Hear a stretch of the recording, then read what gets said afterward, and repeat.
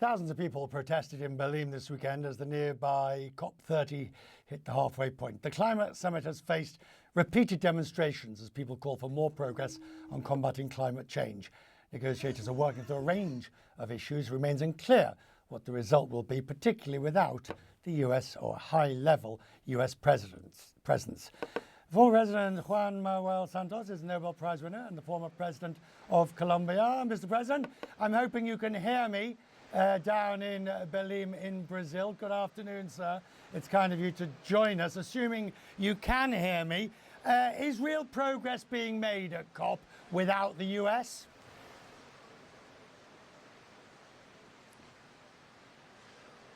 Well, I think so, and I hope so.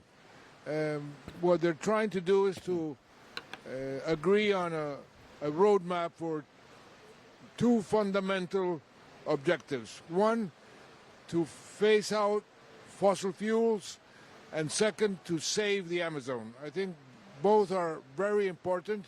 Right now, the ministers are negotiating to see if they can agree on those two roadmaps, and if they do, I think this would be a success, even though, and unfortunately, the U.S. is not present.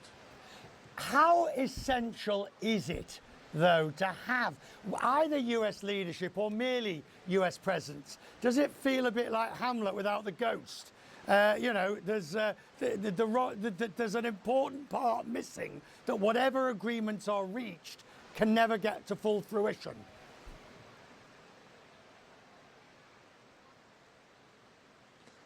Well, the world cannot depend on the will of one country, and if the U.S. does not want to be part of this effort to save the planet, the rest of the world has to take a decision and double down.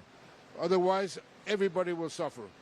And what everybody hopes is that the U.S. will eventually understand that this is an effort that everybody should try to help, because it's the future of humanity what is at stake. And but again, the world cannot stop in their efforts to save the planet because of one country. Mr. President, can I just refer you, in the last hour, President Trump has made some suggestions concerning the current president and Colombia. Have a listen to what Mr. Trump has just said, and I'll ask for your response in a second. Colombia has cocaine factories where they make cocaine. Would I knock out those factories? I would be proud to do it personally. I didn't say I'm doing it, but I would be proud to do it. Bearing in mind the background, the animus, the insults that have gone backward and forward, now the suggestion of taking out whether, allegedly cocaine factories in Colombia. What, as a former president who got on with Mr. Trump, what do you say, sir?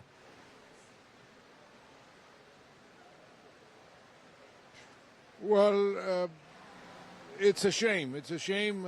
Colombia was the U.S. strategic partner south of Rio Grande. We were the best partners of the U.S. for many, many years. The animosity between the two presidents have changed the situation. And who benefits? Well, the drug traffickers, because if the major consumer of cocaine and the major exporter of cocaine are not collaborating to fight the drug traffickers, it's the drug traffickers who are going to benefit. Right. So it's a very sad situation. As somebody who won the Nobel Prize for bringing peace, do you think it's possible that the two presidents can work together, can solve this problem, or is the well too poisoned? And B, do you see any potential role that you could have?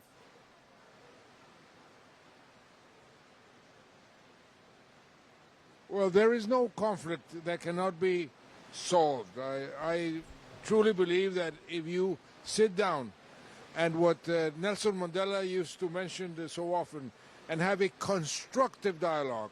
And what did he meant by a constructive dialogue? You sit down and listen to the person who you are confronting, to learn from him why he thinks the way he thinks, and try to find a common ground. If there is a constructive dialogue between the two presidents of the two countries, I am very sure that a solution could be found. Finally, back to COP. I'm just curious. What do you think is the best that we can get? Realistically, sir, you've always been a realist. One of the things we always admire about you, sir, is the realism that is not just blatant optimism. What do you think is the realistic best we can expect out of this COP?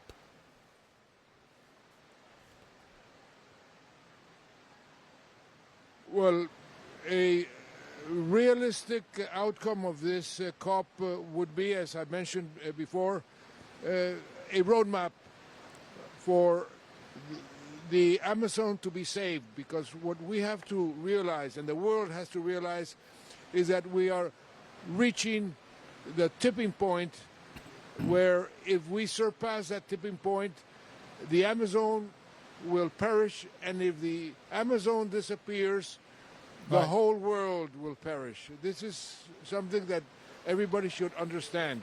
So a roadmap to save the Amazon is extremely important, and also a roadmap to phase out fossil fuels in order to be able to comply with the commitments that have been taken before in order to stop global warming.